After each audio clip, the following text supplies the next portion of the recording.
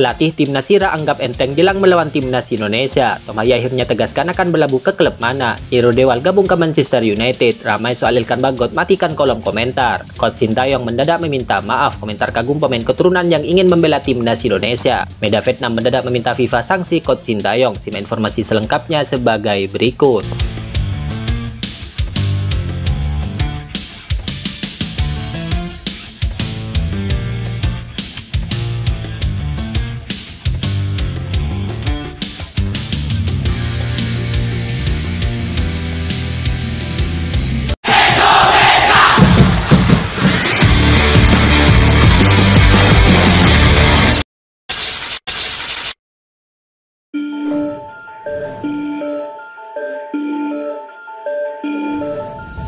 Publik Vietnam kini menyoroti kartu merah Coach Sintayong di playoff Olimpiade Paris 2024. Hal itu agar FIFA memberikan hukuman terhadap pelatih timnas Indonesia. Seperti yang diketahui, Coach Sintayong diganjar 2 kartu kuning oleh wasit saat laga playoff Olimpiade Paris 2024. Coach Sintayong dibuat murka dengan keputusan kontroversialnya yang memberikan penalti Guena untuk kedua kalinya.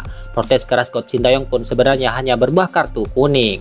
Namun kemarahan Coach Sintayong itu tidak bisa diredam yang membuatnya diusir dari lapangan. Sang wasit pun tak ragu dalam mengeluarkan kartu kuning kedua untuk Coach Sintayong setelah keributan yang muncul di pinggir lapangan.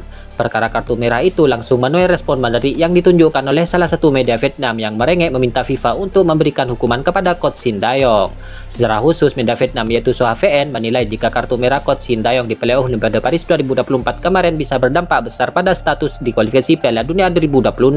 Terkait kartu merah Coach Sintayong pada laga terakhir, sejumlah pendapat mengutarakan bahwa pelatih tersebut akan didiskualifikasi, tulis Soha VN. Namun saat ini FIFA dan Federasi Sepak Bola seluruh Indonesia belum memberikan pengumuman apapun mengenai hukuman bagi pelatih asal Korea Selatan tersebut, imbuh mereka. Ya, tidak jelas dasar aturan apa yang dijadikan Soha VN meminta FIFA memberikan hukuman kepada Coach Sintayong karena kartu merah di playoff Olimpiade Paris 2024 kemarin.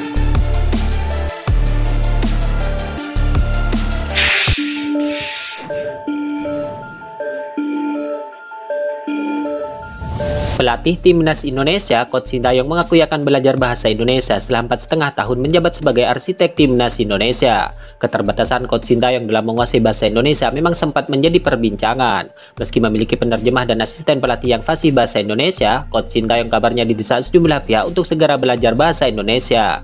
Dengan bisa berbahasa Indonesia, Coach Sintayong diyakini bisa lebih mudah membuat timnas Indonesia semakin kuat karena komunikasi yang lancar. Dalam hal ini, Coach Sintayong pun mengakui dirinya harus bisa berbahasa Indonesia. Mohon maaf saya tidak bisa bahasa Indonesia, tetapi kedepannya saya harus belajar bahasa Indonesia, karena saya masih akan berada di Indonesia hingga 2027, ujar Coach Sintayong. Ya, Coach Sintayong hampir pasti berkarir lebih lama sebagai pelatih timnas Indonesia. Dengan begitu, belajar bahasa Indonesia sangat penting bagi pelatih asal Korea Selatan tersebut.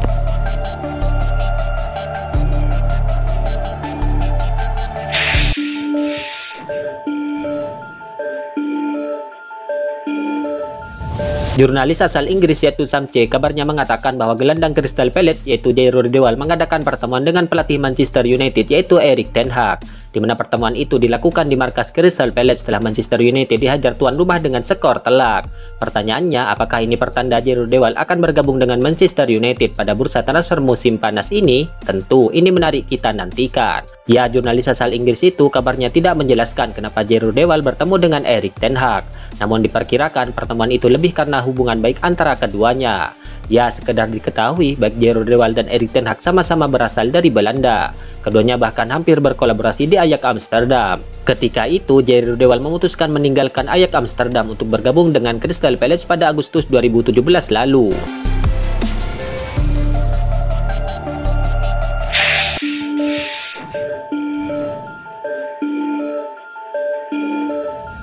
Pemain timnas Indonesia, Tom Haye resmi meninggalkan klubnya SC Heerenveen. Tom Haye berpamitan bersama klubnya saat memainkan laga kandang terakhirnya minggu kemarin.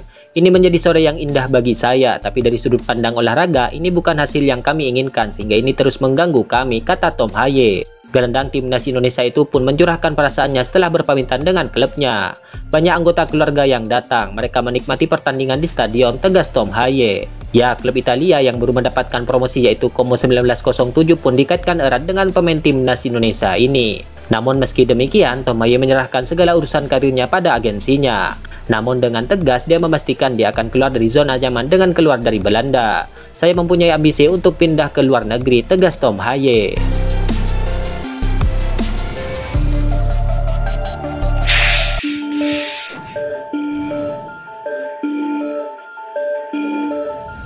Pelatih timnas Irak, Jesus Casas, dikabarkan akan memilih merotasi pemain saat bertemu dengan timnas Indonesia dan Vietnam di dua laga pemungkas grup F kualifikasi Piala Dunia 2026 zona Asia.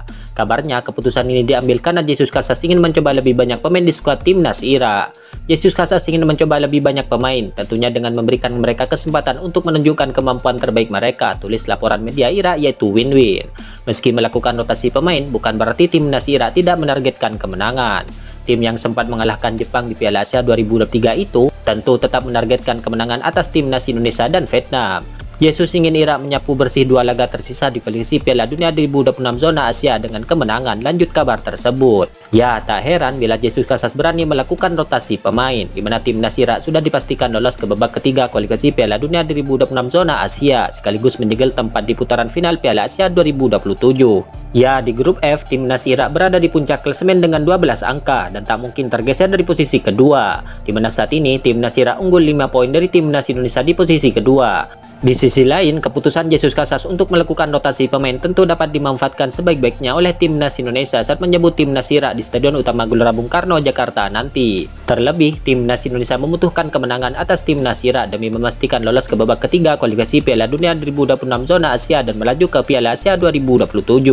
Jika menang atas timnas Irak, maka Ragnar Oratmangun dan kawan-kawan sudah tak mungkin lagi tergeser dari posisi kedua, di mana koleksi 10 poin membuat skuad Garuda akan kukuh di posisi kedua. Bahkan, timnas Indonesia bisa finish di posisi puncak grup F nantinya. Hal itu bisa terjadi bila timnas Indonesia menyapu bersih dua laga sisa kontra Irak dan Filipina dengan kemenangan, sambil lalu berharap timnas Irak juga terjungkal saat melawan timnas Vietnam di kandang sendiri.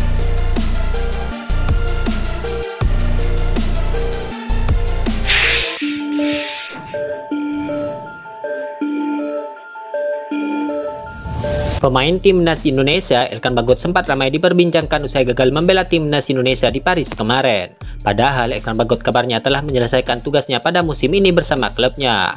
Sempat ramai diperbincangkan, Elkan Bagot pun kembali muncul di media sosial dengan mengunggah masa liburannya bersama sang kekasih di Maladewa. Namun dalam dua unggahan Elkan Bagot itu, sang pemain memilih untuk tidak membuka kolom komentarnya. Ya, diketahui Elkan Bagot pun memang masih belum buka suara mengenai absennya dari pemanggilan timnas Indonesia. Bahkan pelatih timnas Indonesia Coach Sintayong pun enggan berkomentar tentang alasan Elkan Bagot absen membela timnas Indonesia. Meski demikian, Elkan Bagot berpeluang membela timnas Indonesia saat melawan Irak dan Filipina dalam lanjutan kualifikasi Piala Dunia 2026 zona Asia ini.